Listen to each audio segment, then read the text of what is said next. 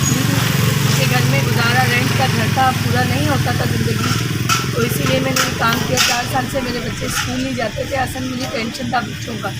तो मैंने एक छोटा सा कारोबार किया। इंसान को अपनी हिम्मत और हौसला नहीं हारना चाहिए।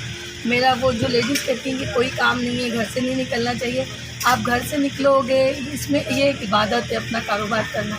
तो आप अपना कारोबार करें और आपको देखकर दूसरे लोगों को भी शऊर आएगा।